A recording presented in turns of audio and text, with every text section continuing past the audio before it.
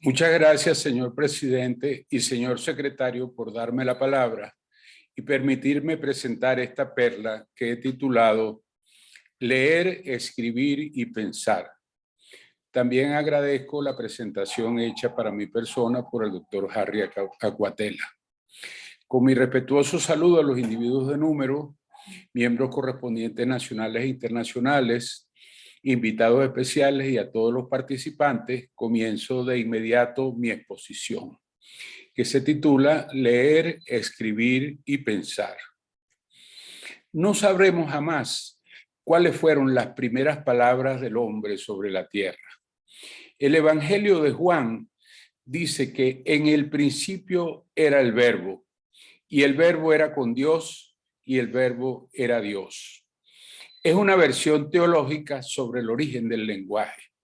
Hay también versiones antropológicas que proponen que antes de la palabra está el grito.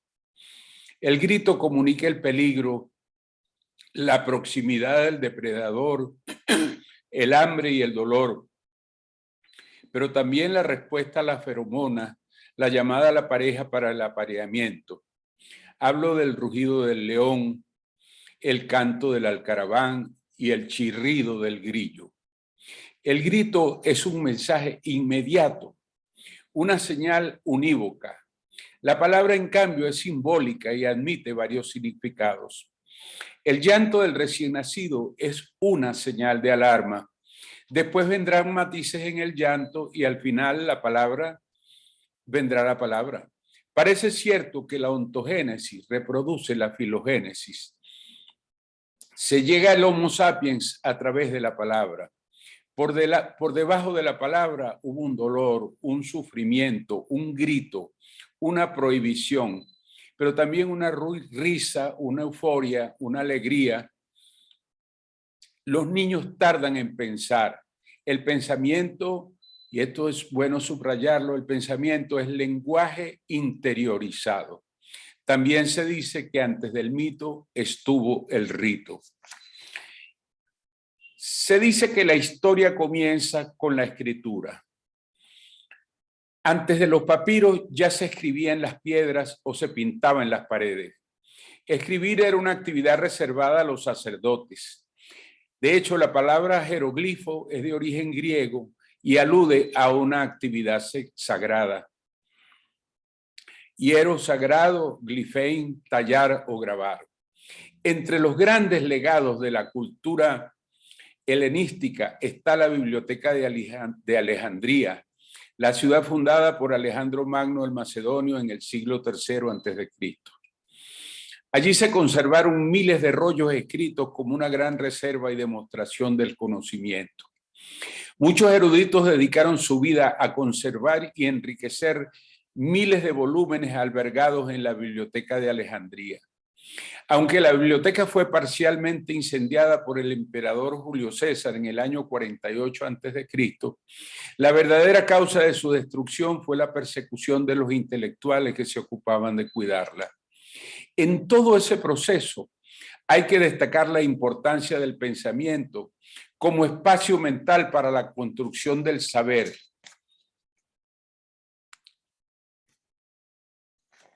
Así como su conservación material en el libro, ya no como papiro del antiguo Egipto, sino como pergamino, originario de la isla de Pérgamo, durante la cultura helenística del siglo III a.C.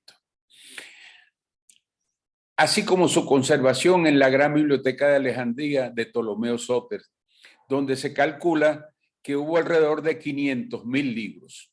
Antes del libro y la escritura, todo estaba en la memoria. La Edad Media también privilegia el pensamiento y el libro como espacio mental y físico para preservar el pensamiento.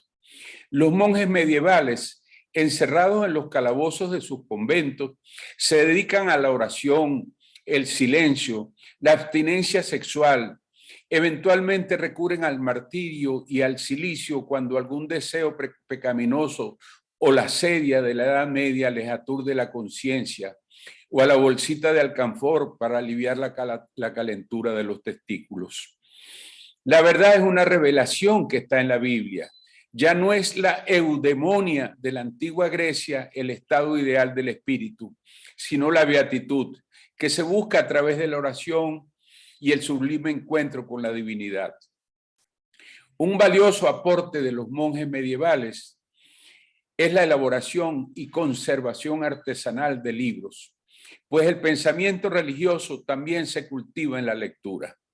La educación medieval divide la enseñanza en dos grandes secciones denominadas trivium y quadrivium. El trivium comprendía la gramática, la dialéctica y la retórica, mientras que el quadrivium incorporaba la aritmética, la geometría, la astronomía y la música. De nuevo, debemos destacar el cultivo del pensamiento y su conservación en el libro durante la cultura medieval. Se suele situar el final de la Edad Media en el siglo XV aproximadamente, cuando los turcos otomanos se hacen con Constantinopla, también coincidiendo con el descubrimiento de América y la invención de la imprenta. Con la modernidad se privilegia la ciencia, la razón sobre la religión. Los libros se multiplican, aunque algunos se prohíben. La verdad se reconoce y aprueba por la razón que la sustenta. La erudición es altamente valorada. Se habla de los enciclopedistas de la Ilustración. Se dice que Francisco de Miranda tenía una biblioteca con más de 3.000 volúmenes. Cuando se lee, ocurre una reproducción en el pensamiento del texto leído. El lector le da su propio tono y ritmo al material leído. Lo entona en su prosodia, lo hace suyo, lo subraya, lo discute con el autor, lo asimila, le abre un espacio en su espíritu, se lo apropia. Santo Tomás llegaba todavía más lejos cuando hablaba de intus legere, o leer en el interior de las cosas. Leer es viva expresión del Homo sapiens. A partir de los años 50 del siglo pasado, aparece el fenómeno social de la televisión. Los niños y también los adultos pasan cada vez más tiempo frente a las pantallas de la televisión. Sartori habla del homo videns. Se podría confundir con un hábito o con un simple cambio de costumbres recreativas, pero es mucho más profundo que eso. Con el advenimiento y la entronización de la televisión como el más importante medio de comunicación y recreación, se pasa de cultivar el pensamiento a la imagen visual, con una evidente y progresiva pérdida de la facultad de pensar y de estructurar una línea discursiva en favor de la imagen visual. La actitud del que ve televisión es pasiva.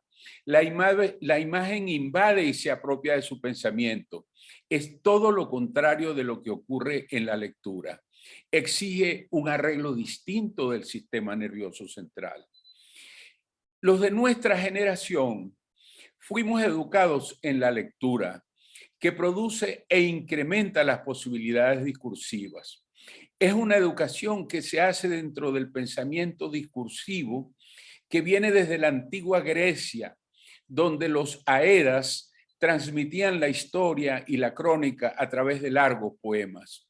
Los poetas fueron muy importantes en la antigua Grecia. A Homero se le conoce como el aeda ciego.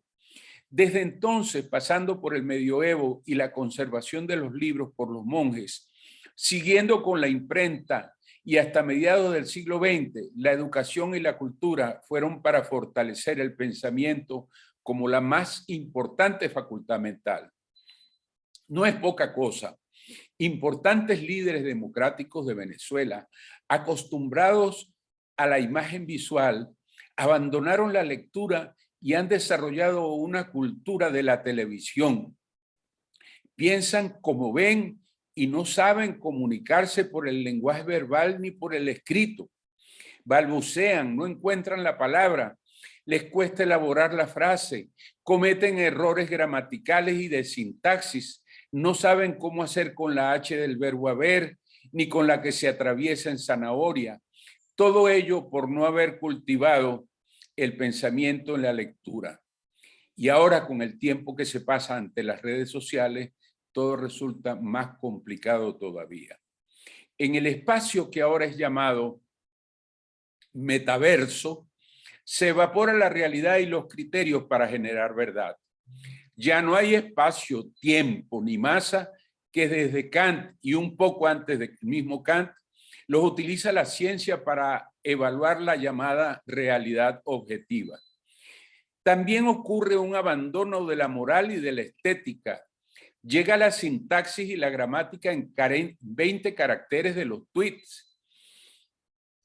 Somos algoritmos, hábitos a manipular y encerrar en una campana. La opinión de un influencer, expresada en esa nueva sintaxis a veces se valora más que la de un científico o un pensador.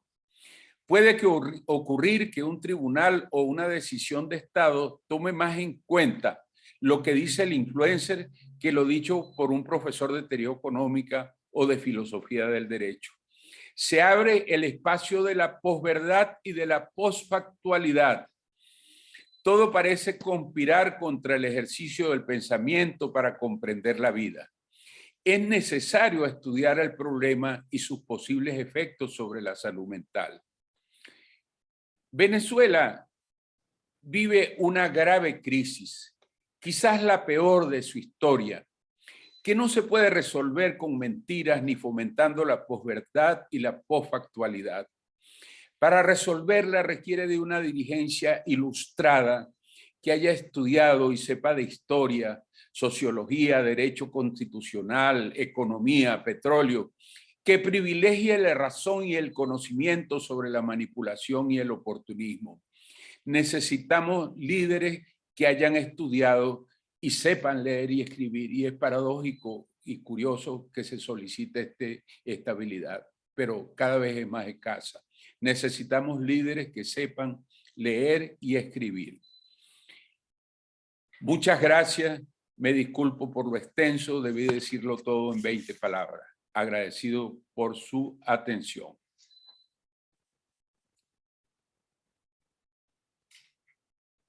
Pero bueno.